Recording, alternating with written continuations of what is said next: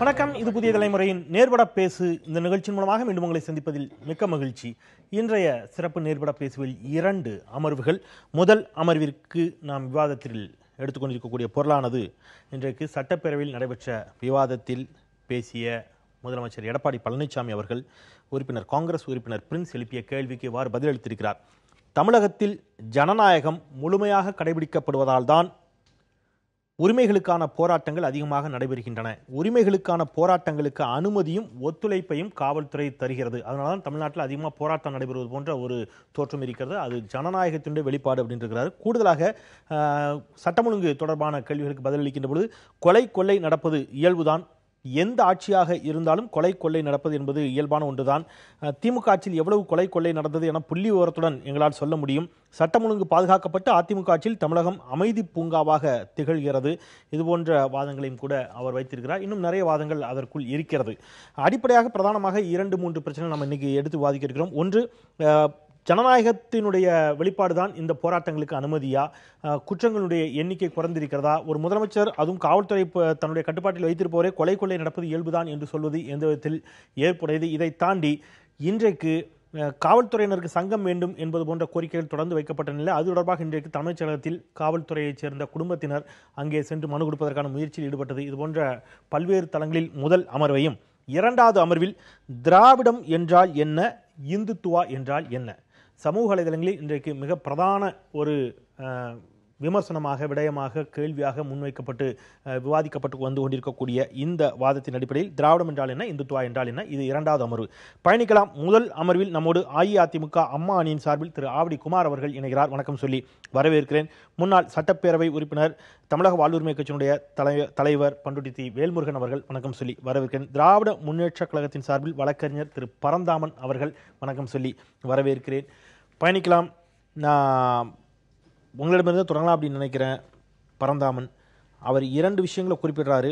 ஜனநாயகம் இங்கே இருக்கிறதுனால தான் இந்த போராட்டங்களுக்கு அனுமதிங்கிறதையும், திமுக ஆட்சியில் எவ்வளவு கொலை கொள்ளை நடந்தது என புள்ளி விவரத்துடன் சொல்ல முடியும், கம்பேரிட்டிவ்லி நாங்கள் வந்து சட்டம் ஒழுங்கு சிறப்பாக கையாளுறோம் அப்படிங்கிறாரு. திமுகவின் பார்வை என்ன இதில்? ஜனநாயகம்ங்கிறது ஒரு பக்கம் பின்னாடி சொல்லுவோம். முதல்ல ஒரு போராட்டம் அப்படின்னு வரும்போது எப்போ ஒரு போராட்டம் ஆரம்பிக்கும்னா, ஒன்று அரசாங்கம் தன்னுடைய பிரச்சனைகளை, நாட்டு மக்களுடைய பிரச்சனைகளை கவனம் செலுத்தாமல் செவி கொடுக்காமல் இருக்கிற பொழுது, அரசாங்கத்தை தொடர்பு கொண்டு பிரச்சனைகளை பேசுவதற்கு முடியாமல் இருக்கக்கூடிய நேரகட்டத்தில் போராட்டம்ன்றது ஒரு உச்சகட்டம். வீதிக்கு வந்து போராட வேண்டிய ஒரு சூழ்நிலை. அரசாங்கத்தின் மீது நம்பிக்கை இழக்கிறார்கள், ஆட்சியாளர் மீது நம்பிக்கை இழக்கிறார்கள், பிரச்சனைகளை பேசுவதற்கான தளங்கள் இல்லை, அதற்கான வடிவமைப்புகள் இல்லை என்று அவர்கள் வெறுத்து போய் விளிம்பு நிலைக்கு போய் போராட்டத்தை ஆரம்பிக்கிறார்கள். ஆக ஒரு போராட்டம் வருவதற்கான காரணம், ஆட்சியின் மீது நம்பிக்கை போகிறது, இந்த கட்டமைப்பின் மீது நம்பிக்கை போகிற போது தான் அந்த போராட்டத்துக்கு வருகிறார்கள்.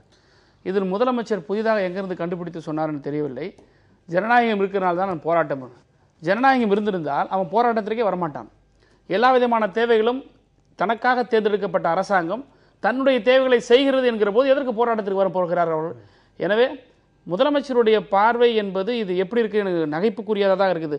ஜனநாயகம் இருக்கிறனால தான் போராடுறாங்கன்னா, இவங்க அரசாங்கம் போராட்டங்களை ஊக்குவிக்கிறாங்களா, அல்லது போராட்டங்கள் நாங்கள் செய்யட்டோம்னு சொல்லிட்டு கண்டு காணாமல் இருக்கிறாங்களான்றதான் இதனுடைய வெளிப்பாடாக தெரியும். எடுத்துக்கிட்டா உங்களுடைய வாதத்தை எடுத்துக்கொண்டால், இப்பொழுது பிரச்சனைகள் அதிகமாக இருக்கின்றன, அதனால் போராடுகிறார்கள். நிச்சயமா அரசாங்கத்துக்கிட்ட தொடர்பே கொட முடியல. சரி, ஜெயலலிதா அவர்கள் முதலமைச்சராக இருந்த பொழுது கம்பேரிட்டிவ்லி இப்ப இருக்கிற மாதிரியான போராட்டங்கள் இல்லை என்று திமுக கருதுகிறதா? அவ்வாறு கருதினால் அப்பொழுது பிரச்சனைகள் இல்லை என்று எடுத்துக்கலாமா? நல்ல கேள்வி. அதாவது ஒவ்வொரு ஆளுங்கட்சி, ஒவ்வொரு கட்சி, அது எந்த கட்சியாக இருக்கட்டும், ஆட்சி செய்கிற போது ஆட்சியாளர்களுக்கு எதிரான போராட்டங்கள் அரசியல் கட்சிகள் முன்வைப்பது என்பது ஒன்று, மக்கள் போராடுவது என்பது ஒன்று. திமுக கழகம் ஆட்சியில் இருக்கும்போது கூட போராட்டங்கள் இருக்கிறது. ஆனால் இன்றைக்கு அதிமுக கடந்த அம்மையார் ஜெயலலிதாவுடைய ஆட்சி காலகட்டத்தில் இருந்த போராட்டங்களுக்கும் இப்பொழுது நடைபெறுகிற போராட்டங்களுக்கும் மிகப்பெரிய வேறுபாடுகள் இருக்குது. ஒரு கொள்கை ரீதியிலோ அல்லது மிகப்பெரிய அளவிலே ஒரு அமைப்புகள் போராட்டம் செய்தாலும் கூட, ஒரு கேள்விப்பட்டாலும் கூட, ஆட்சியாளர்கள் திராவிட முன்னேற்ற கழகத்தினுடைய காலகட்டத்தில் ஆட்சியாளர்கள் சம்பந்தப்பட்டவர்களை அழைத்து பேசி பிறகு அவர் நடைமுறைக்கு சாத்தியமில்லாத போது எதிர்ப்புகளை வெளியிடுத்து ஒரு போராட்டம், அது வேறு. ஆனால் இன்றைக்கு அரசியல் கட்சிகளை தவிர்த்து சாதாரண சாமானிய மக்கள் கூட தன்னுடைய வாழ்வாதார அடிப்படை தினம் தினம் தேவைகளுக்காக கூட இன்றைக்கு மக்கள் வந்து வீதிக்கு வந்து போராடுகிற நிலைமை வந்திருக்கிறது என்பது போது கவர்மெண்ட் ஃபெயிலியர் தான். நான் திமுக காலத்தில் நடைபெற்ற போராட்டங்கள் குறித்து நான் அடுத்த சுற்ற கூட நான் உங்ககிட்ட கேட்கிறேன். ஆவடிக்குமாரோட விமர்சனத்தை கேட்டுட்டு என்னுடைய கேள்வி, அஇஅதிமுக ஆட்சியிலே செல்வி ஜெயலலிதா அவர்கள் முதலமைச்சராக இருந்த பொழுது அல்லது திரு ஓ பன்னீர்செல்வம் அவர்கள் முதலமைச்சராக இருந்த பொழுது கம்பேரிட்டிவ்லி இவ்வளவு போராட்டம் இல்லை என்று திமுக கருதுகிறது. அல்லது தனிப்பட்ட முறையில் நீங்க அப்படி இல்ல நாங்க வந்து இந்த கவர்மெண்ட்டை பொறுத்த வரைக்கும் அம்மையார் Jayalalithaa term, Edappadi term, OPS டேர்ம்லாம் நாங்க பார்க்கல. It's a government of AIADMK, அவ்வளவுதான். போராட்டங்கள் இந்த அளவுக்கு இருந்துச்சான்னு நான் கேக்குறேன். இருந்துச்சு. இப்போ எல்லாத்துக்கும் ஜெயலலிதா பீரியட்லயும் இருந்துச்சு. உதாரணங்கள் சொல்ல முடியும், ஓபிஎஸ்க்கும் சொல்ல முடியும், இபிஎஸ் செகண்ட் ரவுண்ட்ல நான் சொல்றேன். திரு ஆவடிக்குமார், ஜனநாயகம்னு எடுத்துக்க முடியாது, பிரச்சனைகளை அத்தான் எடுத்துக்க முடியும். அரசியல் கட்சிகள் தங்களுடைய அடையாள எதிர்ப்பை காட்டுவதற்கான போராட்டங்கள் யார் ஆட்சியில் இருந்தாலும் நடைபெறுவது வாடிக்கை. ஆனால் பொதுமக்களை களத்தில் இறங்கி போராடுவது அதிகரித்திருக்கிறது அப்படிங்கிற வாதத்தை வைக்கிறார். இல்ல, ஒரு நம்முடைய ஜனநாயகத்தின் சிறப்பு போராடுகின்ற உரிமையும் அதை அனுமதிக்கும் தான். ஆக ஜனநாயகம் என்பதே போராட்டத்திற்கு ஒரு களம் தான். ஜனநாயகத்தில் வந்து சர்வாதிகாரத்தில் வேணா போராட்டங்கள் இல்லாமல் இருக்கலாம், மக்கள் ஏற்கிறாங்களா நிராகரிக்கலாம் அது வேற. ஆனால் அந்த கருத்துக்களை கூட வெளியே சொல்ல முடியாத ஒரு சூழல் சர்வாதிகார ஆட்சிகளில் தான் இருக்கும். உதாரணத்துக்கு பார்த்தீங்கன்னா, ஈழத்தமிழர் போராட்டம் நடக்க சொல்ல தமிழ்நாட்டில் எந்த போராட்டத்தை நடத்த விடலை, ஒரு சின்ன போராட்டத்தை கூட அனுமதிக்கல. ஆக அது வேணா நீங்கள் சர்வாதிகாரம் சொல்லலாம். இன்னைக்கு ஜனநாயகம் என்பது அவர்கள் போராட்டம் வடிவத்தை சிறப்பாக செய்கின்றவர்கள், பொது அமைதிக்கு பங்கம் வராமல் சட்டம் ஒழுங்குக்கு பாதிப்பு ஏற்படுத்தாமல் நடைபெறுகின்ற போராட்டங்களை முழுமையாக இந்த அரசாங்கம் அனுமதிக்கிறது. இன்னும் சொல்ல போனால் 99% போராட்டங்கள் காலையில் வந்து கைது செய்தால் கூட மாலையில் விடுவிக்கின்ற சூழல் தான் இருக்குது. இன்னும் சொல்ல போனால் அங்கே போய் உட்காந்துக்கிட்டு எங்களுக்கு பிரியாணி வாங்கி கொடுங்க, இந்த ஹோட்டலில் வாங்கி கொடுங்கன்னு வாங்கி சாப்பிட்ட காட்சிகள்லாம் நம்ம வந்து தொலைக்காட்சிகளை பார்த்துருக்கோம், கேட்டிருக்கோம். இதுதான் இன்றைக்கு இருக்கின்ற நிலைமை. இன்னொரு இல்லை நான் முடிச்சிடறேன். இன்னொரு செய்தியை வழக்கறிஞர் பரந்தாமன் சொன்னார். இன்றைக்கு மக்கள் போராடுகிறார்கள் உண்மை. அவர்கள் தங்களுடைய பிரச்சனைகளை வெளிப்படுத்துவதற்கும் தங்களுடைய பிரச்சனைகளை அரசுக்கு தெரிவித்தால் அரசு அதற்கு நிவாரணம் தேடும் என்ற நம்பிக்கையிலும் போராடுகிறார்கள். பல போராட்டங்கள் அந்த வெற்றி பெற்றிருக்கிறது. சில போராட்டங்கள் மத்திய அரசாங்கத்திற்கு எதிரான போராட்டங்கள். மத்திய அரசாங்கத்துக்கு எதிரான போராட்டங்களை மாநில அரசாங்கம் முடிந்தவரை அந்த போராட்டங்கள் நிறைவேறுவதற்கு, அவருடைய கோரிக்கை நிறைவேறுவதற்கு முயற்சி எடுக்கிறது. இது முடிச்சிடுறேன். ஆனால் இது ஏன் மக்கள் போராட்டம்? இன்றைக்கு மரியாதைக்குரிய வாழ்வுரிமை கட்சியினுடைய தலைவர் வேல்முருகன் போன்றவர்கள் எல்லாம் இன்னைக்கு போராடுறாங்க. இந்த போராட்டங்கள் எல்லாமே ஏன் போராட்டம்? இத்தனை போராட்டம் ஏன் வருது? தமிழ்நாட்டில் எதிர்க்கட்சி செயலிழந்து இருக்கிறது, பொறுப்பற்று இருக்கிறது. எதிர்க்கட்சியை மக்கள் ஏற்றுக்கொள்ளவில்லை. அதனால் தங்களுடைய பிரச்சனைகளை தாங்களே போராடுகின்ற நிலை இருக்கிறது.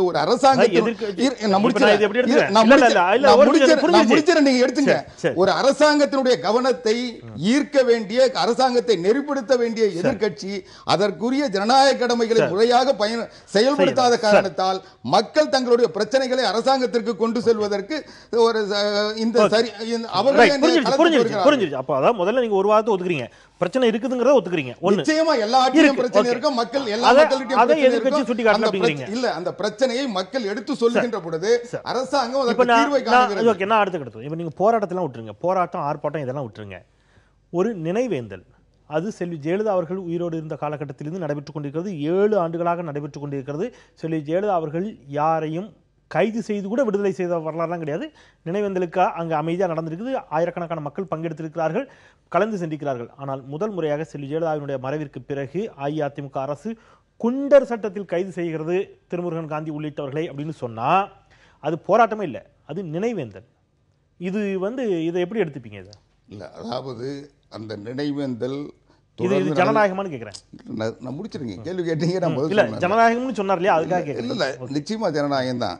ஏன்னா அந்த மெரினா கடற்கரை என்பது ஜல்லிக்கட்டு போராட்டம் நடந்து அதற்கு பிறகு ஒரு கலவர சூழல் உருவாகின்ற வரை அந்த இடத்தை கட்டுப்படுத்த தடைப்படுத்தலை. அதற்கு பிறகு அங்க மக்கள் கூடுவதற்கும் இது போன்ற நிகழ்ச்சிகள் நடத்துவதற்கு தடை விதிக்கப்பட்ட ஒரு சூழ்நிலையில் அந்த இடத்துல தான் நடத்துவோம் சொன்னதுதான் பிரச்சனையை ஓடி, அந்த நினைவேந்தல் பிரச்சனை இல்லை. நினைவேந்தல் அந்த இடத்துல அரசாங்க அனுமதிக்கு தரல, அதை முறைப்படி நீதிமன்றத்துக்கு எல்லாருமே தடுக்கப்பட்ட பிறகு அந்த தடுக்கப்பட்ட போராட்டத்தை அந்த இடத்துல நான் என்ன சொல்றேன்னா, நீங்க அனுமதி மறுக்கப்பட்டிருக்கிறது ஜல்லிக்கட்டு போராட்டம். நான் முடிச்சிடுறேன். ஒரு கேள்வி, அதாவது அது புரிந்து கொள்ள முடிகிறது. ஆனா ஜல்லிக்கட்டு போராட்டத்துக்கு முந்தைய நிலைமை இல்லை அப்படிங்கிற வார்த்தை நான் ஏற்றுக்கிறேன்னு வைங்க. என்னுடைய கேள்வி, ஒரு தடுப்பு காவல் வச்சிருக்கலாம் அல்லது கைது செய்து மாலையில் விடுதலை செய்திருக்கலாம். என்னுடைய கேள்வி, குண்டர் சட்டத்தில் கைது செய்யக்கூடிய அளவிற்கு ஜனநாயகம் இங்கே இருக்கிறதா? இல்ல அதை பொறுத்த வரைக்கும் எனக்கு சில மாறுபட்ட கருத்துக்கள் உண்டு, அது வேற. ஆனால் இன்றைக்கு அந்த சம்பவத்துக்காக மட்டுமே குண்டர் சட்டம் போடப்படவில்லை. அதுக்கு முன்னால் இருந்த வழக்குகள், ஒரு காவல்துறையினுடைய கஸ்டடிக்கு போயிட்ட ஒருத்தர் அவருடைய ப்ரீவியஸ் கேஸ் எல்லாம் பார்த்து தான் வந்து நீதிமன்றத்துக்கு போனா கூட அவர் மேல இவ்வளவு கேஸ் இருக்கு, அவங்களுக்கு ஏன் நடவடிக்கை எடுக்கலாம்னு கேட்பாங்க. அதனால அவங்க சட்ட ரீதியான நடவடிக்கை தான் எடுத்தாங்க. ஒரு அரசாங்கம் தன்னுடைய சட்ட கடமைகளை காவல்துறை செய்கின்ற பொழுது அரசாங்கம் அதில் போய் அவங்களுடைய போராட்டம் அல்லது அவங்களுடைய கோரிக்கைகள் நியாயமாக இருந்தால் கூட சட்ட ரீதியாக அது நியாயம் இல்லைன்றதுனால நடவடிக்கை எடுத்தாங்க. திரு வேல்முருகன், இதுல நீங்க 2 ஆட்சி காலங்களிலும் போராட்டங்களை நடத்தியிருக்கிறீர்கள், போராட்டங்களை சந்திச்சிருக்கிறீங்க. அவர் சொல்றாரு கம்பேரிட்டிவ்லி அந்த அளவிற்கு இல்லை, மக்களே போராடக்கூடிய அளவிற்கு இன்றைக்கு நிலைமை மோசமாக இருக்கிறது அப்படிங்கிறாரு. நீங்க உங்களுடைய பார்வையில முதலமைச்சருடைய வாதத்தை ஜனநாயக ரீதியாக அனுமதிக்கப்படுவதாக எடுத்துக்கொள்கிறீர்களா, அல்லது உள்ளபடியே போராட்டங்கள் ஆட்சியாளர்களுக்கு எதிரான, அரசுக்கு எதிரான போராட்டங்களாகத்தான் வெடிக்கிறதா? இல்லை, அதாவது ஃபர்ஸ்ட் முதலமைச்சர் சொன்ன இந்த கருத்தே வந்து ஒரு தவறான கருத்து. காரணம், நம்முடைய பரந்தாம வழக்கறிஞர் அவருக்கு தெரியும், ஆனால் ஆவிடகுமாருக்கு தெரிஞ்சிருக்கும். இந்திய நாட்டின் ஒவ்வொரு குடிமகனுக்கும் தன்னுடைய உரிமைகளுக்கு பங்கம் வருகின்ற போது, பாதிப்பு வருகின்ற போது, தனக்கான வாழ்வுரிமை மறுக்கப்படுகின்ற போது அவர்கள் எவரிடத்திலும் அனுமதி வராமல் ஆளுகின்ற அரசின் கவனத்தை ஈர்ப்பதற்கு, ஒன்று கூடுவதற்கு, பேசுவதற்கு, எழுதுவதற்கான எல்லா உரிமைகளும் வழங்கப்பட்டிருக்கிறது. ஆனால் சென்னை போன்ற பெருமாநகரங்களில் பிரிட்டிஷ் காலத்தில் இருந்த உத்தரவுகளை திரும்ப திரும்ப போட்டு இன்றைக்கி போய் நம்ம ஒன்று கூடி ஒரு கருத்தை பேசணும் அப்படிங்கிறதுக்கு போய் காவல்துறையிட்ட அனுமதி வாங்கி தான் பேசணுன்ற அவசியம் இல்லை. இந்திய அரசியலமைப்பு சட்டம் நாம் ஒன்று கூடி நம்முடைய ஒரு கருத்தை கலந்தாலோசனை பேசுவதற்கு அந்த தடை சட்டம் இல்லை, 144 தடை சட்டம் இல்லை என்று சொன்னால் நம்ம யாரிடத்திலும் அனுமதி பெற வேண்டிய அவசியம் இல்லை, ஒன்று கூடலாம் என்கிறது அனுமதிக்கப்பட்ட ஒன்று. ஆனால் இன்னைக்கு தமிழ்நாட்டில் அப்படி இருக்குதா? இன்னைக்கு என்ன கதிராமங்கலத்தில் என்ன நடந்திருக்கு, நெடுவாசல் 80 நாட்களாக என்ன நடந்திருக்கு, மெரினா போராட்டம் நீங்கள் சொன்னீங்க. என்னுடைய கடலூர் மாவட்டம் பண்டூட்டி வட்டத்தில் இருக்கிற திருவாமூருங்கிற ஒரு கிராமத்தில் புதிய தொலைக்காட்சி கூட நேரடியாக காவல்துறை உள்ள புகுந்து எப்படி பொதுமக்கள் அடித்தாங்க. அதாவது போராடுவதற்கு அனுமதி கேட்டு கடிதம் கொடுத்தால் நாளை காலை 10 மணிக்கு போராட்டம்னா 9:30 மணிக்கு கொண்டு வந்து ஒரு கான்ஸ்டபிள் கொடுப்பாங்க, உங்களுக்கு அனுமதி மறுக்கப்படுகிறது.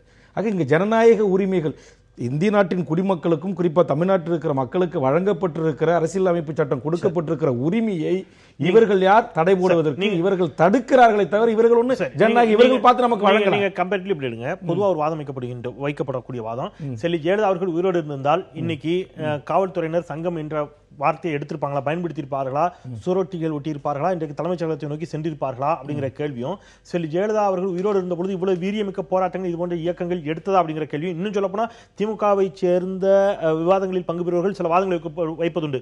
திமுக ஆட்சி காலத்துல நீங்க இவ்வளவு எதிர்த்து கேட்டீங்க, செல்வி ஜெயலலிதா அவர்களை எதிர்த்து கேள்வி கேட்பதுண்டா அப்படிங்கிற குரலை கூட அவர்கள் பதிவு செய்துண்டு. ஆனால் அவர் திமுக ஆட்சி காலத்தில் நடைபெற்ற ஈழ போராட்டத்தை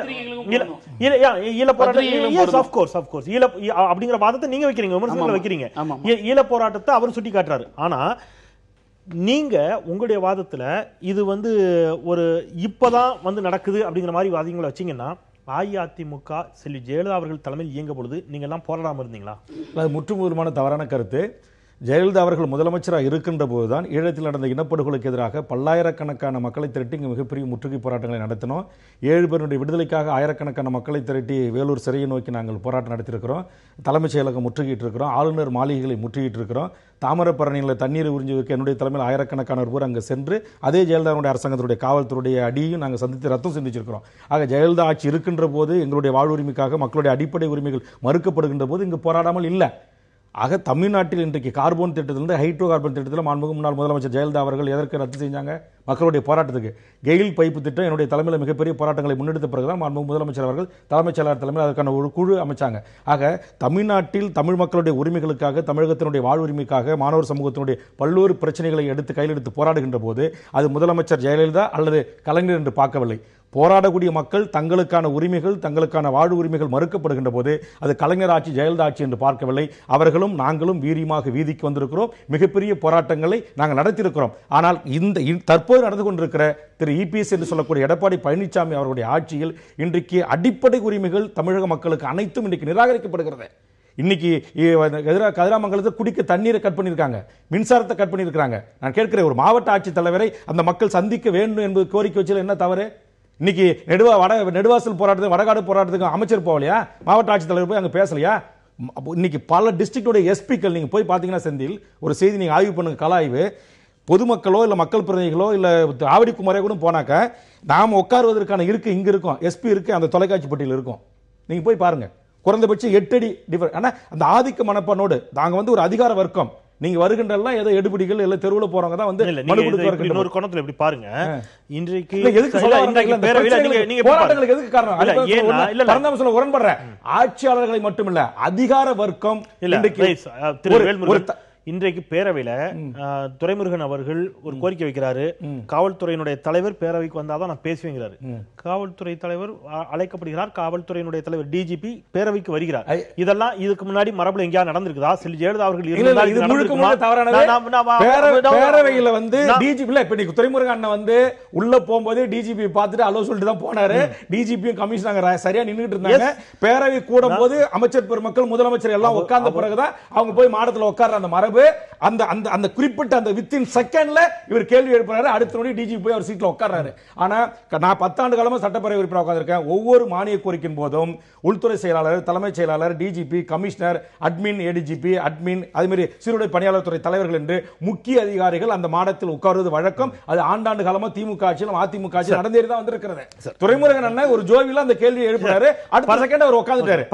என்னுடைய கேள்வியில் நான் முடிச்சிடறேன். என்னுடைய கேள்வி என்பது, தற்போதைய இபிஎஸ் அவர்கள் ஆட்சியில் இன்றைக்கு தமிழ்நாட்டில் இவர் பார்த்து யாருக்கும் ஜனநாயக உரிமை வழங்க வேண்டியதில்லை. ஜனநாயக உரிமையோடு போராடுகின்ற மக்களை ஒன்று தடுப்பு சட்டத்தில் கைது செய்யாமலும், சிறையில் அடைக்காமலும், தண்ணீரை நடத்தாமலும், ரத்தம் சிந்த விடாமலும், போராட்ட டாஸ்மார்க்கை மூடு என்று சொல்லுகிற பெண்களை உங்கள் காவல்துறை கண்காணிப்பாளர் ஒளிபரக்க ஓங்கி கன்னத்தில் அறைவதும், அதற்கு அமைச்சர் பெருமக்கள் சட்டமன்றத்தில் அப்படி ஒரு சம்பவமே நடைபெறவில்லை என்று பூசி மழுப்பதும், அதற்கு உள்துறையை பொறுப்பில் வச்சிருக்க முதலமைச்சர் அவர்கள் அவருக்கு ஏடிஎஸ்பி இருந்து எஸ்பி ப்ரமோஷன் தருகின்ற இந்த நிலையை நீங்கள் கட்டுக்குள் கொண்டு வாங்க. இன்னைக்கு 1200 லாக்அப் டெத்துக்கு நடந்திருக்கு. இன்றைக்கு சிறையில் எங்க கட்சியுடைய ஒரு மாவட்ட செயலர் உயிரோடு போனவர் பணமா வெளியே வந்திருக்காரு புழல் சிறையில். இதை கட்டுப்படுத்துங்க. அதை விட்டுட்டு நாங்க அதிகமா ஜனநாயகம் கொடுக்கிறோம், அதுக்கு தான் போராட்டம் நடக்குது. ஒவ்வொரு போராட்டம் நடத்துறதுக்கு நாங்க அனுமதிக்கு அலையிற அலைச்சல். அதற்காக மாவட்ட காவல்துறை அதிகாரிகளும் உயர் அதிகாரிகளும் சந்திச்சு இன்னைக்கு கூட நான் டிஜிபி ஆபீஸ் போயிட்டு வந்தேன். சரி, ரெண்டு பாயிண்ட் தான். ஏன்னா இந்த நீங்க கேட்ட கேள்விகளுக்கு அது ஒரு வைண்ட் அப் ஆகும். அதாவது ஆவடிக்குமார் அவர் சகோதரர் சொல்ற போது எதிர்க்கட்சிகள் மீது நம்பிக்கை இல்லாத காரணத்தினால தான் மக்கள் போராடுறாங்கன்னு சொல்றாங்க. எதிர்க்கட்சிகள் மீது நம்பிக்கை இருக்கிறனால தான் மக்கள் போராடுறது மட்டும் இல்லாமல் எத்தனையோ போராளிகள் வந்து அந்த போராட்ட அமைப்புகளை ஒரு உதாரணத்துக்கு நேரம் இல்லாத விவசாயிகளாக இருக்கட்டும் அல்லது இவங்க வந்து சட்டமன்றத்தினுடைய எதிர்க்கட்சி தலைவர் தளபதியை வந்து நேரில் வந்து சந்தித்து எங்களுக்கு நீங்கள் ஆதரவு கொடுக்குன்னு கேட்குறாங்க. அது ஒன்று. அடுத்தது, இந்த போராட்டங்கள்ன்ற போது அண்ணன் சொல்கிற மாதிரி இப்போ இலங்கை தமிழர் பிரச்சனை என்பது நம்மளுடைய இனம் சம்பந்தப்பட்ட பிரச்சனை. அந்த ஒரு போராட்டத்தை ஒரு புறம் வைப்போம். அந்த போராட்டத்தை நான் ஒதுக்கி தள்ளவிட என்று சொல்லவில்லை. அது ஒரு போராட்டம் வைக்கும், அது எல்லாருக்கும் கட்சி சார்ந்தது. ஆனால் ஆட்சியாளர்களுக்கு டே டு டே அஃபேர்ஸில் இங்கே இருக்கக்கூடிய மக்களுக்கான பிரச்சனைகள்ன்ற போராட்டம் தான் நான் அந்த யூகிச்சு இந்த டிஸ்கஷனுக்கு இருக்கணும்ன்ற நான் விரும்புகிறேன். நான் அதுதான் கூடவும் கூட இல்ல, அது உங்களுடைய விருப்பம். இல்ல நான் அவருடைய வாதத்தையும் இலங்கை தமிழர் இஷ்யூஸ்ங்கிறது ஒண்ணு, இங்க தமிழ்நாட்டில் இருக்கக்கூடிய ஆட்சியாளர் மேல் எதிர்ப்பு இருக்கக்கூடிய நீங்க இலங்கை தமிழர் இஷ்யூங்கிறத விட்டுருங்க. Some issue X R Y ஒரு எக்ஸ் ஆர் ஒய் ஜெயலலிதா கவர்மெண்ட்ல இருக்கா இல்லையான்னு கேட்டீங்களா? அதுக்கு வர இஷ்யூ என்னன்னா போராட்டங்கிறத மட்டும் இஷ்யூ எடுத்துங்க. அது என்ன காரணிக்கான போராட்டங்கிறது அப்புறம் எடுத்துங்க. போராட்டங்களுக்கு எந்த அளவுக்கு அனுமதி உண்டு, அதை எப்படி அணுகுனீங்க ஆட்சியாளர்கள்? ஒரு சின்ன உயர்நீதிமன்றத்தில் வழக்கு தொடுத்து அனுமதி வாங்கி தான் பொதுக்கூட்டத்துக்கே நம்ம வாங்கியிருக்கிறோம். எங்களுடைய அரசியல் கட்சி பொதுக்கூட்டத்துக்கே நாங்க நீங்க இது திமுக ஆட்சி காலத்தில் இருந்த பொழுது இதே மாதிரியான விவாதங்கள் வந்த பொழுது வைக்கப்பட்ட ஒரு சிடி தயாரிச்சு எங்களால் வெளியில கொடுக்க முடியல, வீடு புகுந்து தாக்கினார்கள் அப்படிங்கிற வாதங்கள் எல்லாம் அன்றைக்கு வைக்கப்பட்டது. திமுக மிக கடுமையாக போராட்டங்களை ஒடுக்குகிறதுன்னு இதே வேல்முருகன் பேசியிருக்கிறார். அத்தனை பேர் நீங்க குறிப்பிடக்கூடிய இயக்கங்களை சேர்ந்தவர்கள் எல்லாரும் பேசியிருக்கிறாங்க. நீங்க அதான் சொல்ல வரேன். இங்க பாருங்க, இன்னைக்கு நம்மளுடைய டிஸ்கஷன் என்னன்னா, நாட்டில் இருக்கக்கூடிய சட்ட ஒழுங்கு பிரச்சனை, மக்களுடைய போராட்டங்கள், முதல்வருடைய பதில் போகும்போது இலங்கை தமிழருடைய பிரச்சனைங்கிறது ஒரு புறம் வைக்கணும். அதையும் போராட்டங்கள் எப்படி கையாண்டீர்கள்? இப்ப நான் என்ன சொல்றேன், ஒன்னு சொல்லிடுறேன். அதனாலதான் நீங்க துணை கேள்வி கேட்கும்போது ஏழியர் சொல்லுவேன், ஜெயலலிதா அவங்களுடைய கவர்மெண்ட்ல இந்த மாதிரியான போராட்டங்கள் இருந்துச்சா அப்படின்னு கேட்கும்போது மக்கள் பிரச்சனைகளை பத்தி நான் போராட்டம் சொன்னேன். எஸ்மா டெஸ்மா சட்டத்தை எதிர்த்து மிகப்பெரிய ஒரு போராட்டம், ஆடு கோழி தடை விடக்கூடாதுன்றது மிகப்பெரிய போராட்டம், மக்களுடைய டே டு டே அஃபேர்ஸ்ல பல விஷயங்களை ஜெயலலிதாவுடைய ஆட்சியில கை வச்சிருக்காங்க, போராட்டம் நடந்திருக்கு. ஆக அதிமுகவை பொறுத்த வரைக்கும், இந்த ஆட்சியில பொறுத்த வரைக்கும் போராட்டங்களுக்கான விதிவிலக்கு உள்ள ஒரு அரசாங்கமே கிடையாது. ஆனால் எந்த ஒரு போராட்டம் அமைப்பும் வந்து அவங்க கூப்பிட்டு பேசி இதை சரி பண்ணதுக்கான ஏதாவது ஒரு எக்ஸாம்பிள் சொல்லுங்க. அண்ணன் குமார் அவர் சொல்றாரு இல்லையா, நாங்கள் ஜனநாயகம் தழைத்தோங்கிறது எங்கள் ஆட்சியில் வந்து அப்படி ஒரு ஜனநாயக மரம் பூத்து குலுங்குதுங்கிறாங்களே. தமிழ்நாட்டில் நடக்கக்கூடிய போராட்டங்களில் ஏதாவது ஒரு அமைச்சர் அல்லது முதலமைச்சர் இருக்கக்கூடியவங்க, இன்னைக்கு இருக்கிறவங்க நாளைக்கு வரக்கூடிய முதல்வர் யாராவது அதிகாரி யாராவது ஒருத்தர் கூப்பிட்டு இவங்க பேசியிருக்காங்களான்னு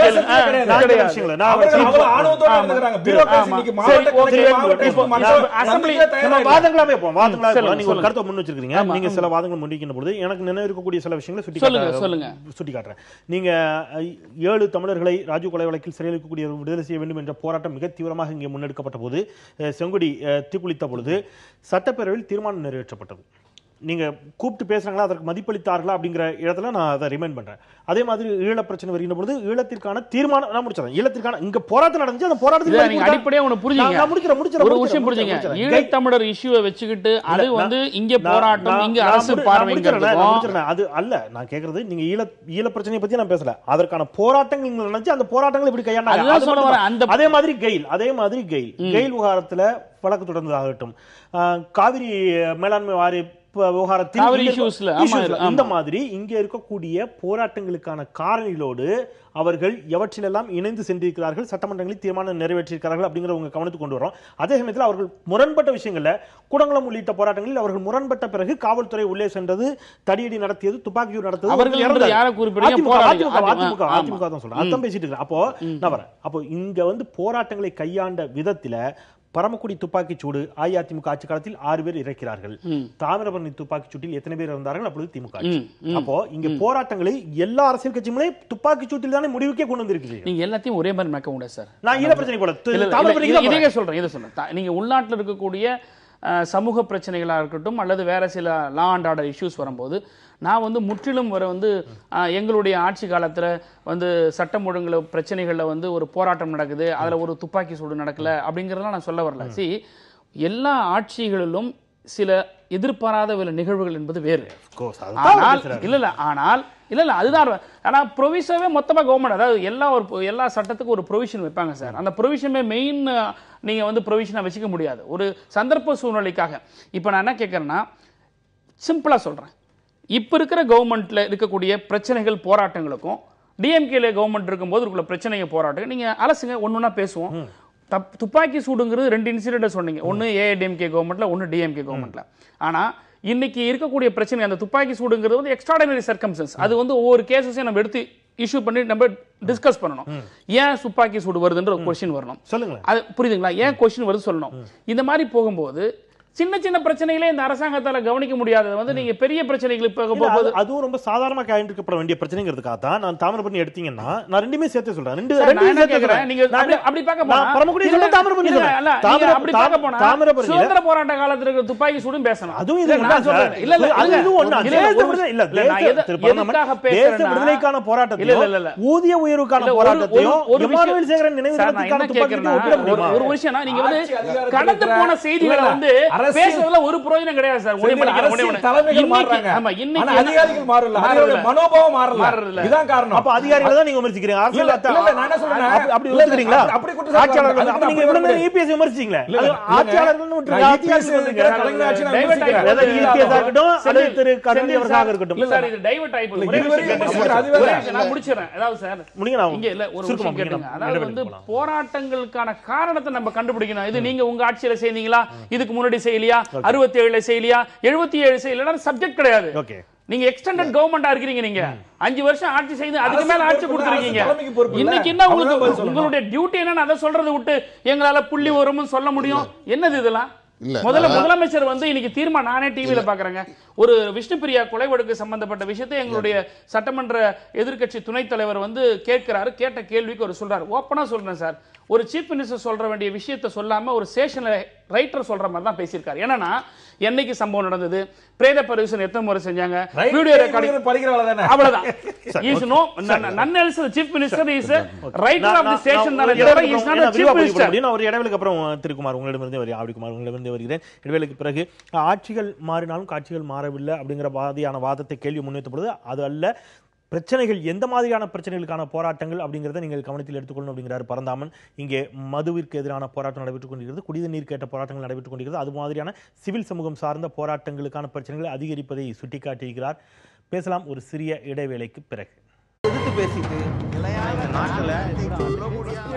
மீண்டும் வரவிருக்கிறேன். நேர்பட பேசலாம். ஜனநாயகத்தால் தான் போராட்டங்கள் தமிழகத்தில் நடைபெற்றுக் கொண்டிருக்கின்றன என்று இன்றைக்கு சட்டப்பேரவையில் முதலமைச்சர் பேசியிருக்கக்கூடிய அந்த கருத்து தொடர்பாக விவாதித்துக் கொண்டிருக்கிறோம். திராவிடகுமார் அவர் நிறைய கருத்துக்களை முரண்பட்டார்.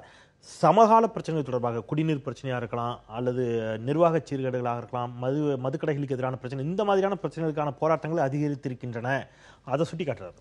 இல்லை, அதாவது வழக்கறிஞர் பரந்தாமன் சொன்னார், இந்த அரசாங்கம் எந்த போராட்டத்தை தீர்வு கண்டிருக்கு தீர்த்திருக்குன்னு சொன்னார். எண்ணிலடங்கா உதாரணங்கள் என்னால் சொல்ல முடியும். மீத்தேன் போராட்டம் வந்த உடனே அதுக்கு என்ன நடவடிக்கை எடுக்கப்பட்டது, இன்றைக்கு நீதிமன்றத்தில் போய் அதை தடைப்படுது. இன்றைக்கி அந்த நிறுவனமே அவர்களால் அன்றைய துணை முதலமைச்சர் ஸ்டாலினால் தொடங்கி வைக்கப்பட்ட நிறுவனம் அன்றைக்கி காலி பண்ணிட்டு போக வச்சோம். அதுக்கு காரணம் அன்றைக்கு அந்த பகுதி மக்கள் நடத்தின போராட்டம். சமீபத்திய உதாரணம் பார்த்தீங்கன்னா போக்குவரத்து தொழிலாளர் போராட்டம் உடனடியாக பேசி தீர்க்கப்பட்டது. இன்னைக்கு கூட தியேட்டர் 3 நாளாக மூடி இருந்தாங்க, இன்னைக்கு பேசி தீர்த்திருக்காங்க. ஆனால் இது எல்லாமே பட்டவர்த்தனமாக இந்த அரசாங்கம் போராட்டங்களை சரியான முறையில் தீர்வை ஏற்படுத்தி கொண்டிருக்கிறதுன்றது எல்லாருக்கும் தெரிஞ்ச ஒன்று. அது மட்டும் இல்லை, அவர் சொன்னார், போராட்டத்தை இவங்க அனுமதிக்கிறது இல்லை, ஜனநாயகத்தை ஏற்றுக்கொள்ளவில்லை என்ற பொருள் அவர் சொன்னார். ஜனநாயகத்தில் போராட்டத்தை அனுமதிப்பது தான் ஜனநாயகம். அதை தான் முதலமைச்சர் இன்னைக்கு சுட்டி காட்டினார். இன்னைக்கு ஒரு சாதாரண போராட்டத்துக்கு சீமான் மேலே என்னென்ன வழக்கு போட்டாங்க, வைகோ மேலே தேச விரோத வழக்கு போட்டாங்க. ஆக இவங்க போராட்டத்தை, அது மட்டும் இல்லை, அவர் சொன்னார் இன்னைக்கு அடக்குமுறை அதுன்னு. மாஞ்சோலை தொழிலாளர்கள் போராட்டத்தை எப்படி அடக்குனாங்க, எத்தனை பேர் நீரில் ஜலசமாதி அடைய வச்சாங்கன்னு உலகத்துக்கே தெரியும். நீலகிரியில் சிங்கிரியில் நிர்வாணமாக ஓட விட்டு பசுந்தேயிலை தொழிலாளர்கள் அவங்களுடைய அந்த காசை கூட கேட்டது, கொள்முதல் விலையை உயர்த்தி கேட்டதுக்கு எப்படி விரட்டி அடித்தாங்கன்றதெல்லாம் பார்த்துருக்கோம். அதனால் அப்படிப்பட்ட ஒரு கொடுமையான அராஜகமான அடக்குமுறை தமிழ்நாட்டில் இல்லை. போராட்டங்கள் மதிக்கப்படுகின்றன, அவர்கள் உணர்வுகள் ஏற்கப்படுகின்றன. நியாயமான போராட்டங்கள், சட்டத்திற்கு உட்பட்ட போராட்டங்களுக்கு தீர்வை ஏற்படுத்தி தந்திருக்கிறார்கள். இதுதான் இன்னைக்கு நடந்துட்டு இருக்கு. வைகோ மீது பொடா சட்டம் போட்டது யாருடைய ஆட்சியில்? வைகோ மீது பொடா சட்டம் போடுகின்ற பொழுது அப்போது தமிழ்நாட்டில் இருந்த பொடா சட்டம் இருந்ததுனால, இந்தியாவில் இருந்ததுனால போட்டாங்க. ஆனால் தேச விரோத வழக்கு என்பது ஒரு சீமான் மேலே போட்ட வழக்குகள், அந்த இலங்கை ஈழத்தமிழர்கள் என்ற ஒரு வார்த்தையை பயன்படுத்துவதே தமிழ்நாட்டில் தடை செய்யப்பட்ட ஒரு நிலை இருந்தது. திமுக ஆட்சி காலத்தில் ஈழத்தமிழர்கள் என்று சொல்லவே முடியாத ஒரு நிலை இருந்ததா இல்லையா? அப்படிப்பட்ட எத்தனையோ முறை சகோதரர் வேல்முருகன் அவர்கள் கூட போராடுகிற நேரத்தில் அன்றைக்கு ஈழத்தமிழர் ஆதரவாளர்கள் போராட்டங்கள் எல்லாமே அடக்குமுறையால் ஒடுக்கப்பட்டன, எல்லாவித உரிமைகளும் பறிக்கப்பட்டன. இன்னும் பேசுறதுக்கே உரிமை இல்லாத, கோரிக்கையை வலியுறுத்துவதற்கே ஒரு உரிமை இல்லாத நிலை தான் அன்னைக்கு இருந்தது. அதுக்கு எதிரான போராட்டம் நடத்துற பேச சொல்ல நான் முடிக்கிறேன். அவர்கிட்ட போயிட்டு வந்துடுறேன். ஒரு நிமிஷம் முடிச்சிட்டீங்களா?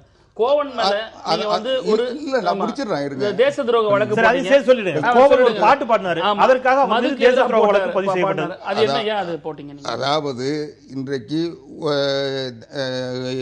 கோவன் மீது அவருடைய பேக் ரெக்கார்ட்லாம் பார்த்து தான் போட்டாங்க. ஒவ்வொருத்தருக்கும் வந்து கியூ பிரான்ச்சு அதுக்குடைய கோர்ட்ல பேசுற மாதிரி குறுக்க பேசுறீங்க. நீங்க ஏன் பதட்டப்படுறீங்க? நீங்க சொல்ல நான் பதட்டப்படல. நான் ஏன் பேச சொல்ல நீங்க ஏன் பதட்டப்படுறீங்க?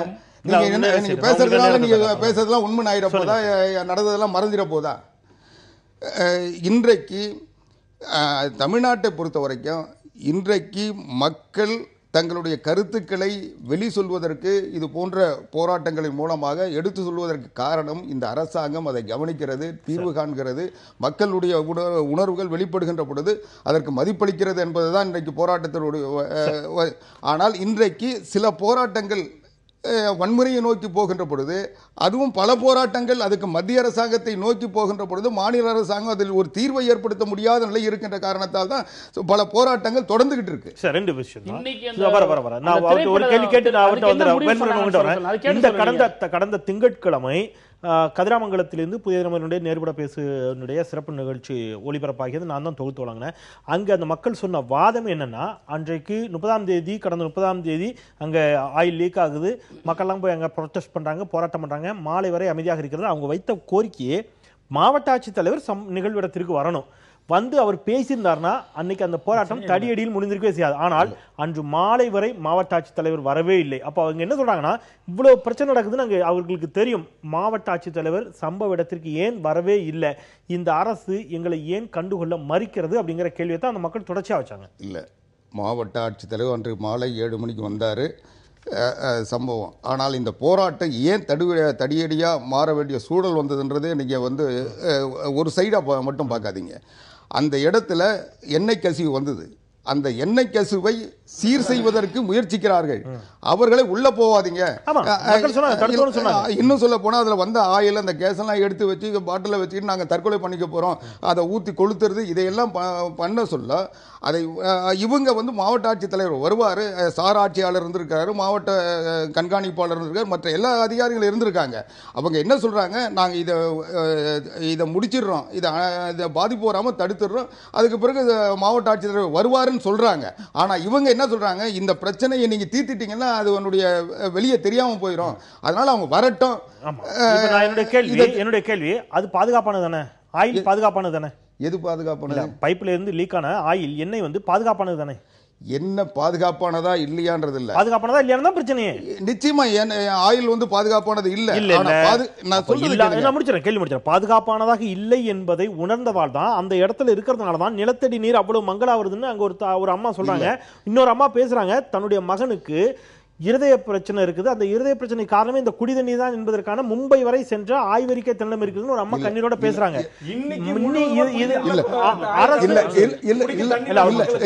இல்ல அந்த ஆயில் வந்து பாதுகாப்பானது இல்லை, அது வந்து தீப்பற்றக்கூடியது, பாதிப்பை உருவாக்கக்கூடியதுன்னு நான் மறுக்கல.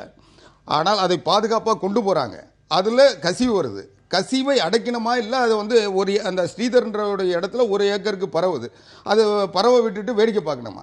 அந்த நேரத்தில் ஏதாவது ஒரு தீப்பற்றி இருந்தால் அந்த மொத்தமே, இன்னும் சொல்ல போனா அங்க வந்து துரப்பணம் பண்ற இடத்துல இல்ல, அது அங்கிருந்து குத்தாலத்துக்கு கொண்டு போற பைப்ல லீக்கு, அந்த அதுதான் கழனியில பரவுது.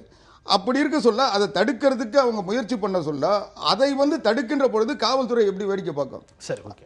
திருவேல்முருகன். இல்லை, அதாவது இந்த கதிராமங்கலம் பிரச்சனை முழுக்க மாவட்ட நிர்வாகத்தினுடைய சரியான மக்களுடனான அணுகுமுறையும் பேச்சுவார்த்தையின்மையின் காரணமாகத்தான் அங்கு இவ்வளவு பெரிய போராட்டங்கள் நடந்து வருகிறது. முழுக்க மாவட்ட ஆட்சித்தலைவர் அவர்கள் மக்கள் அழைத்து பேசி அதற்கு ஒரு தீர்வை கண்டிருக்க வேண்டும், அது அவர் காணல. ஆனால் அதை குறித்து அவரை கேள்வி எழுப்ப வேண்டிய முதலமைச்சர் அவர்களும் மாவட்ட ஆட்சித்தலைவர்கிட்ட இதுவரையில் அதை குறித்து அறிக்கை கேட்கல. சீஃப் செக்ரட்டரி அதை குறித்து என்னன்னு ஒரு கேள்வி இல்லை. அடுத்த நாள் அன்றைக்கு புதிய தலைமுறை அங்கே நிகழ்ச்சி நடத்திய பொழுதே அன்று மாலை 4 மணிக்கு ஒரு சிறப்பு நேரலை கொடுத்தோம். அன்று மாலையே உடனடியாக அங்கிருந்து காவல்துறை அதிகாரிகள் 90 விழுக்காடு விட்ரா பண்ணப்பட்டாங்க. போராட்டங்கள் அறிவிச்சு நாளை மறுநாள் கூட நாங்கள் மிகப்பெரிய போராட்டம். மாவட்ட ஆட்சித்தலைவர் சொன்னார், பேச்சுவார்த்தை கலைத்தார், சார் ஆட்சியர் அலுவலகத்திற்கு பேச்சுவார்த்தை கலைத்திருக்கிறார். அந்த எண்ணெயை எடுத்து செல்லக்கூடிய வழிகள் எவ்வளவு பாதுகாப்பானதாக இருக்கிறது என்பதை குறித்து ONGC-இடம் அறிக்கை தர சொல்லி இருக்கிறது மாவட்ட நிர்வாகம். இவ்வளவுத்தையும் மாவட்ட ஆட்சி நிர்வாகம், அது தட் மீன்ஸ் கவர்மெண்ட் தான். இல்ல, அந்த மக்களுடைய கோரிக்கை மதிப்பளித்திருக்கிறாங்களே. கடந்த மாதம் 18ஆம் தேதி சார் ஆட்சியாரும் துணை கண்காணிப்பாளர் வந்து உறுதியளித்த போது, இனி உங்களுக்கு எந்தவித பிரச்சனையும் ஏற்படாது, நாங்கள் உத்தரவாதம் தருகிறோம் என்று சொல்லிட்டு போனாங்க. அதுக்கு பிறகு இந்த மாதிரி ஒரு சம்பவம் நடந்திருக்கு. அதனால அந்த 2 அதிகாரிகள் மீது எங்களுக்கு நம்பிக்கை இல்லை. அதனால மாவட்டத்துடைய முதன்மை நீதிபதியாக இருக்கிற எங்கள் மாவட்ட ஆட்சித்தலைவர் வந்து எங்களுக்கு இனிமேல் எந்த பாதிப்பும் ONGC-ஆல ஏற்படாது என்கிற ஒரு விளக்கத்தை தரணும் அப்படின்னு ஒரு வேண்டுகோள் வச்சு காலை 6 மணிலிருந்து இந்த போராட்டம் தொடங்குது. இரவு 6 மணிக்கு பிறகு ஒரு வக்கீல் போரை கொளுத்தி விட்டு அங்கிருந்து பொதுமக்கள் மீது காட்டுமிராண்டித்தனமான காவல்துறை தடியடி நடத்தியிருக்கிறது. 8 மணிக்கு வராத ஆட்சித்தலைவர் ஒரு 10 மணிக்கு வந்திருக்கலாம், இல்லை ஒரு 11 மணிக்கு வந்திருக்கலாம், மாலை 6 மணி வரைக்கும் வரவே இல்லை. காவல்துறையை கொண்டு அவருடைய தனிப்பட்ட முறையில் ஒரு ஈகோவை எடுத்துக்கிட்டாரா என்ன இடமோ தெரியல. அந்த மக்களை அடித்து அந்த பகுதியை விட்டு விரட்டி விட்ட பிறகு ஒரு பொட்டல் காடாக இருந்த பிறகுதான் மாவட்ட ஆட்சித்தலைவர் அந்த இடத்துக்கு அவர் வந்திருக்கிறார்.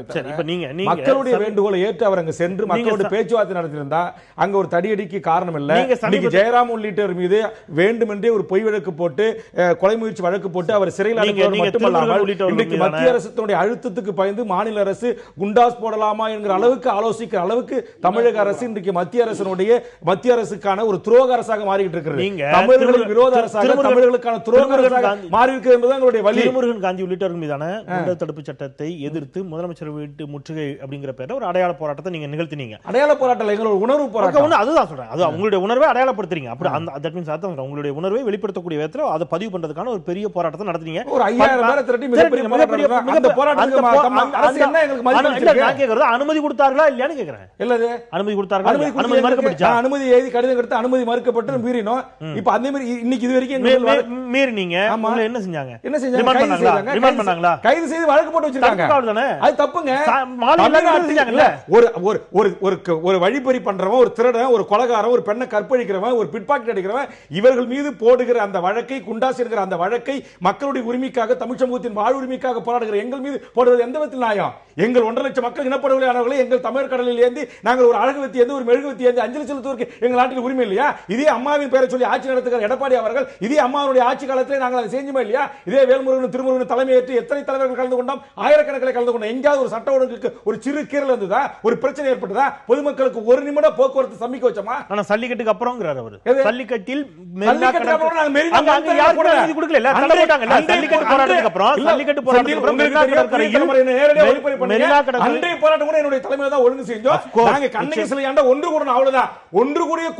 ஒன்று கூடுவதற்கு அனுமதி மறுக்கப்பட்டது. சல்லிக்கட்டு போராட்டத்திற்கு பிறகு மெரினா கடற்கரையில் யாரும் போராட்டங்கள் முதலமைச்சராக இருக்கும்போது ஒவ்வொரு முறையும் அனுமதி எங்களுக்கு மறுக்கப்பட்டது. நாங்கள் ஒன்று கூடினோம். அற்புதமாக கடலிலே சிலை செய்து எங்களுடைய பாலகன் பாலச்சந்திரனுக்கும் எங்களுடைய தங்கை இசைப்பிரியாவுக்கும் உருவங்களை பொறித்து நாங்கள் மெழுகுவத்தி ஏற்றி அஞ்சலி செலுத்தினோம். அது அனுமதிக்கப்பட்டது. எந்த காவல்துறை பொய் வழக்கு போடல. கனியடி நேரத்துல எங்களை சித்திரவதை செய்யல, வழக்கு போட்டு உள்ள போடல. சல்லிக்கட்டுக்குமே அனுமதித்தார்கள். மிகப்பெரிய லட்சக்கணக்கான இளைஞர்களும் தமிழ் சமூகம் திரண்டது. அதனுடைய நிறைவிற்கு பிறகு அந்த போராட்டம் அது ஒரு கலவரத்தில் தான் முடிந்த பிறகு யாரும் கூடுவதற்கு அனுமதி மறுக்கப்பட்டது. நான் ஒண்ணே ஒன்று சொல்ல செந்தில், இந்த தமிழர் இல்ல நான் 2 அரசுகள் மீது எனக்கு வந்து இந்த அரசுகள் என்பது அரசு இயக்கக்கூடிய அதிகார வர்க்கம் என்பது ஆட்சியினுடைய தலைமைகள் மாறினாலும் அது திமுக வந்தாலும் அண்ணா திமுக வந்தாலும் இதே திமுக தலைவர் கலைஞருக்கு நெருக்கமான சுபவீர பாண்டியனிலிருந்து நெடுமாற ஐயாவிலிருந்து குலத்தூர்மலிருந்து கோவை ராமகிருஷ்ணனிலிருந்து தமிழர் நலனுக்காக தமிழர் உரிமைக்காக போராடுகிற சீமானிலிருந்து பல தலைவர்கள் என்எல்சியினுடைய மக்களுக்கு நிலம் கொடுத்திருக்கு. வேலை கட்ட காலத்தில் பாட்டாளி மக்களுக்கு எங்கள் மீது வழக்கு, எங்களுடைய கட்சியுடைய முன்னணி தலைவர்களாக இருந்த பூத்தாளம் மீது குண்டர் வாழைச்சொல்லும் மீது குண்டர் தடுப்பு சட்டம் போடப்பட்டது. அரசுகள் என்பது மக்களுடைய வாழ்வாதார பிரச்சனைகள், வாழ்வு உரிமை போராட்டங்களை முன்னெடுக்கின்ற போது, உரிமைகளுக்காக வீதிக்கு வருகின்ற போது இவர்கள் அரசாக இருக்கக்கூடிய தலைமை இருப்பவர்கள் அவருக்கு அடுத்த இருக்கிற காவல்துறையை கண்டு அடக்குமுறை செய்வதும் ஒடுக்குமுறை செய்வதும் தேசிய பாதுகாப்பு சட்டங்களை பாய செய்து சிறையில் அடைப்பது வழக்கம். இன்றைக்கு விடுதலை சிறுத்தைகள் ஈழத்தில் உண்ணாவிரதம் இருக்கும்போது விடுதலை சிறுத்தை 25 தோழர்களுக்கு மீது விடுதலை சிறுத்தை தோழர்கள் கலைஞர் அரசு கூட்டத்தில் இருக்கும்போது குண்டாஸ் போட்டாங்க. பாட்டாளி மக்கள் கட்சி குண்டாசு கூட்டத்தில் இருக்கும்போது மாவீரன் குரு மீது குண்டாசு போட்டாங்க. ஆக அரசு தலைமைகள் வேறு, அரசு தலைமைகள் இயக்குகின்ற அதிகார வர்க்கம் என்பது அவர்கள் ஒரு நோட்டு முதலமைச்சர் ஜெயலலிதா அம்மையாருக்கோ கலைஞருக்கு அனுப்பிச்சிட்டாருன்னா ஓகே இதுல போடலாம் ஐயா, ஓகே போடலாம். அப்படிதான் அதற்கு பிறகு அரசியல் ரீதியாக மக்களை திரட்டி போராடி நீதிமன்றத்துக்கு போராடி அப்படிதான் வழக்குகளை எல்லாம் உடைச்சு வந்திருக்கோம். நான் கேட்கறது இன்றைக்கு திமுகவுடைய முன்னணி பல தலைவர்கள் மீதும் அதிமுக ஆட்சியில் போடப்பட்டிருக்கிறது. அதே மாதிரி திமுகவுக்கு நெருக்கமாக இருந்த வேல்முருகன் உள்பட நாங்கள் ஈழத்தமிழருடைய பிரச்சனையிலிருந்து முத்துக்குமாருடைய இறுதி ஊர்வல பிரச்சனையிலிருந்து பல வழக்குகளை நாங்கள் சந்திச்சிருக்கிறோம். அவர் திமுக ஆட்சி காலத்தில் நீங்க சொல்ற ஈழ பிரச்சனை விட்டுருங்க, அதை தாண்டி இன்ன பிற தமிழ் சமூகத்தினுடைய சிவில் சொசைட்டியுடைய பிரச்சனைகளுக்கே திமுக அப்படிங்கிறார். பேசியதற்கே தேசிய பாதுகாப்பு சட்டம் எல்லாம் பாய்ந்திருக்கிற வரலாறு இருக்குதுங்கிறார். சார் நான் என்ன சொல்றேன், அதான் சொல்றேன், ஏற்கனவே திமுகவுக்கு வரலாறு இருக்கு, ஏற்கனவே ஆண்ட கட்சிகளுக்கு வரலாறு இருக்குன்னு சொல்லிட்டு இருந்தா இப்ப இருக்கிற கவர்மெண்ட் செய்ய வேண்டிய வேலை என்ன? செடேஷன் கேஸ் போடுறன்றது அது ஒரு ட்ராக். ஆனால் மக்கள் வந்து போராட்டத்துக்கு வரக்கூடிய மக்கள் வாழ்வாதார பிரச்சனைக்காக வந்து போராடுறவங்களை கொண்டு போய் குண்டாஸில் போடுறது வேற. நல்லா புரிஞ்சுக்கணும், புரியுதுங்களா? செடேஷன்ன்றது வேற, வாழ்வாதார பிரச்சனைக்காக அவன் போராட்டம் நடுவீட்டுக்கு வராம பாருங்க, அவனை தூக்கிட்டு போய் குண்டாஸ்ல போடுறது. NLC போராட்டம் வாழ்வாதார பிரச்சனை தானே? இல்ல சொல்றத கேட்டுங்க நீங்க. அது ஒவ்வொரு NLC தான் கேக்குறேன். இல்ல NLC, அதாவது ஒவ்வொரு கேஸுக்கும் அதுக்கேற்ற மாதிரி தான் சார் வழக்குகளை போட முடியும். நீங்க எல்லாத்தையும் ஒன்னா போட்டு நீங்க வந்து டோட்டாலிட்டியா நீங்க வந்து அதுக்கு பண்ண முடியாது. ஏழை எளிய போராடும் மக்களுக்கு எதிரானது அது மத்திய அரசோ மாநில அரசோ இல்ல, அவர்களை ஒடுக்க செய்யும். இதுல எந்த அரசு ஒடுக்காம இருந்திருக்கு? இல்ல ஒரு வேல்முருகன் அவர்கள் சொல்றது மாதிரி அதிகார வர்க்கம் அதுங்கிறது அவருடைய அந்த இயக்கம் அமைப்பின் மூலமா அவங்க முன்னெடுத்துக்கிற கருத்துக்களுக்கு ஒத்து போகிற சப்ஜெக்ட். அதை கூட போக வரல. அதிமுக ஒரே நிமிஷம், நான் அதிமுக கூட்டணியில் இருக்கிறேன். குமாரனுடைய தலைவியா இருக்கிற அம்மா ஜெயலலிதா அம்மையாருக்கு மிக நெருக்கமான ஒரு கூட்டணி கட்சி தலைவராக இருக்கிற இப்தார் விரும்பல கூட்டு ஏத்து உட்காந்து கூட்டு பக்கத்தில் உட்கார வைக்கிறாங்க. அவர் இல்லத்தில் அப்பாயின்மெண்ட் இல்லாமல் சந்திக்கிற அளவுக்கு எனக்கு ஒரு முக்கியத்துவம் கொடுத்த அதே வேல்முருகன், தாமிரபரணியுடைய எங்களுடைய நிலத்தடி நீரை உறிஞ்சாதீர்கள், எங்களுடைய தாமிரபரணியை பாழாக்காதீர்கள், அங்க தனியார் பன்னாட்டு பெப்சிகோவுக்கு தண்ணி கொடுக்காதீங்க நாங்கள் போராடும் போது அதே முதலமைச்சர் கையில் இருக்கிற காவல்துறை 15க்கு மேற்பட்ட எங்கள் கட்சியினுடைய முன்னணி தலைவர்களையும் எங்களுடைய முன்னாள் சட்டப்பேரவைகளையும் அடிச்சு மண்டே உடைச்சு ரத்தம் வீதியில் சின்ன புதிய தலைமுறையோட கிளிப்பிங் இருக்கு. நான் எதுக்கு சொல்ல வரேன்னா, அரசுகள் என்பது எக்ஸெப்ஷன் கேசஸ் வச்சுக்கிட்டு நம்ம வந்து கம்பேர் பண்ணக்கூடாது சார். இதெல்லாம் இந்த மாதிரியான வழக்குகள்லாம் வந்து ஒரு தனி எக்ஸெப்ஷனல் கேசஸ், செடேஷன் போடுறது இல்லை இந்த மாதிரியான வழக்குகள் போடுறது. ஆனால் டே டு டே பிரச்சனைக்காக போராடக்கூடிய மக்களை வந்து ஒடுக்குற மாதிரி இல்லை அவங்களோட பிரச்சனையை வந்து கவனிக்காம அவங்க போராடியே போகிறது. இப்போ விவசாயிகள் பிரச்சனை இருக்குது, அது தீர்த்துட்டு இருக்கா தமிழ்நாடு அரசாங்கம். இப்போ நம்முடைய சகோதரர் சொன்னது மாதிரி போக்குவரத்து தொழிலாளர் பிரச்சனையை முற்றிலும் தீர்த்து கிடையாது, ஒரு வாய்தா வாங்கியிருக்காங்க, அவ்வளோதான். இன்னைக்கு திரைப்படத்துறைக்காக வந்து பேசியிருக்காங்களா, என்ன முடிவு எனக்கு தெரியல. ஆனால் இன்னைக்கு அசம்பிளியில் மினிஸ்டர் என்ன பேசினார்னா, இது வரை தவிர்க்க முடியாதுன்னு பேசினார். இன்னைக்கு மத்தியானம் நானே பார்த்தேன் டிவியில். அப்படி தவிர்க்க முடியாதுன்னு சொன்ன மினிஸ்டர் இன்னைக்கு ஈவினிங் என்ன பேசி முடிவு காண போறாங்க? இதெல்லாம் ஒரு கண் துடைப்புக்காக செய்யறதுதான். அதனால வந்து போராட்டங்கள் என்பது வரக்கூடிய விதை வந்து அரசாங்கம் எப்படி கையாளதுதான் நீங்க பார்க்கணுமே தவிர, நீங்க அன்னைக்கு செஞ்சீங்களே, நீங்க இப்படி போனீங்களேன்றதெல்லாம் நம்ம வந்து வாதத்துக்கு எடுத்து அது வளர்ந்துட்டுக்கிட்டே போகும். ஆனா நீங்க இன்றைக்கு ஆட்சியில் இருக்கீங்க, பதில் சொல்ல வேண்டிய இடத்துல இருக்கீங்க. இன்னைக்கு உங்கள் முன்னாடி இந்த பிரச்சனைகள்லாம் இருக்குது, இதை எப்படி நீங்க கையாளுறீங்க, இது எப்படி தீர்வு காண்றீங்க? இந்த கேள்வியோட நீங்க நிறைசீங்க. இடிப்பாரா இல்ல ஏமாறாம அப்படிங்கிற மாதிரி நீங்க இடித்துரைக்கும் பணியை எந்த அளவுக்கு செய்கிறீர்கள் அப்படிங்கிற கேள்வியை ஆவடிக்குமார் முதல் சுற்றிலே வைத்திருந்தார்.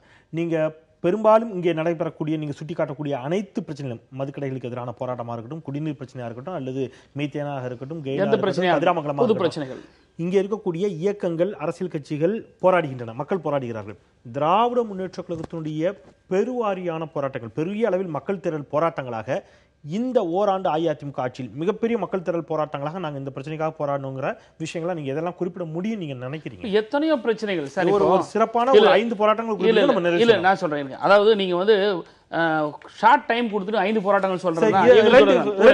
விவசாயிகளுக்காக போராட்டம் பண்ணும்போது திராவிட முன்னேற்ற கழகம் போராட்டம் பண்ணிருக்கு, புரியுதுங்களா?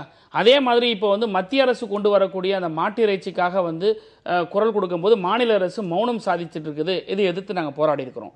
சட்டமன்றத்தில் வந்து பல விஷயங்களை நாங்கள் எழுப்பும் போது சட்டமன்றத்தை நீட்டுக்காக மிகப்பெரிய போராட்டங்களை நாங்கள் எழுப்பியிருக்கிறோம், நடத்தியிருக்கிறோம்.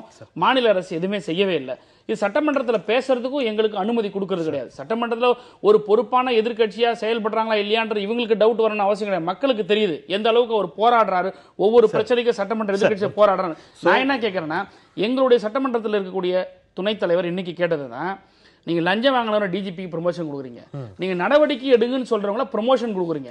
சிலை கடத்தல் தடுப்புல இருக்க, சிலை கடத்தல் வழக்கில் இருக்கக்கூடிய அதிகாரிகளுக்கு இன்னைக்கு ப்ரமோஷன் கொடுத்திருக்கீங்க. இப்படி குற்றம் செய்யக்கூடிய அதிகாரிகளுக்கு நீங்க ப்ரமோஷன் கொடுக்குறீங்கன்னா இந்த கவர்மெண்ட், இப்படிப்பட்ட கவர்மெண்ட் பாதுகாக்கிறதுக்காக தான் வந்து ஏவல் துறையை முதலமைச்சர் நிறைவு கருத்தா அந்த விமர்சனங்களுக்கான நிறைவு கருத்தா முடிச்சிருங்க. அது இப்போ மத்திய அரசுக்கு இந்த போராட்டங்கள்லாம் சொன்னார், நீட்ல இருந்து எல்லாத்தையும் எதிர்த்து விவசாய பிரச்சனைலாம் போராடி இருக்கணும். என்ன பண்ணியிருக்காங்கன்னா, மத்திய அரசுக்கு எதிர்த்து போராட வேண்டிய போராட்டங்களை எல்லாம் மாநில அரசாங்கத்துக்கு எதிராக மாத்திர ஒரு யுக்தியை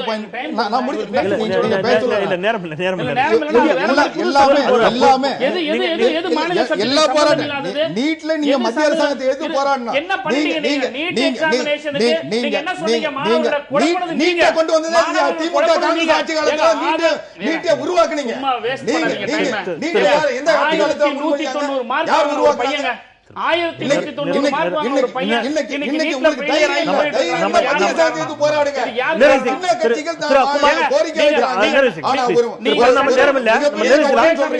பிஜேபி கவர்மெண்ட் மத்திய அரசாங்கத்தை எதிர்த்து போராடல. அதை கொண்டு வந்து மாநில அரசாங்கத்தின் மேல திசை திருப்புறீங்க. நீங்க மாநில அரசாங்கம் மத்திய அரசாங்கத்தை நீங்க மத்திய அரசாங்கத்தின் கொள்கையை எந்த கொள்கையை ஏற்று போராடி இருக்கீங்க? மத்திய அரசாங்கத்தை எதிர்த்து எந்த போராட்டம் நடத்தீங்க தமிழ்நாட்டுல? ஏன் பண்ணல? எந்த போராட்டம் சொல்லுங்க? எந்த போராட்டம் மத்திய அரசாங்கத்தை எதிர்த்து பண்ணீங்க? நீங்க என்ன செஞ்சீங்க? திரு பரந்தாமன் சும்மா மத்திய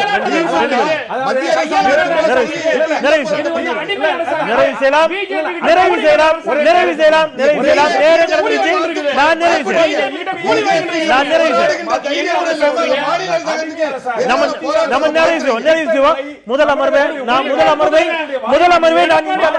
நன்றி ஒவ்வொருக்கும் நன்றி. நான் நன்றி சொல்றேன்.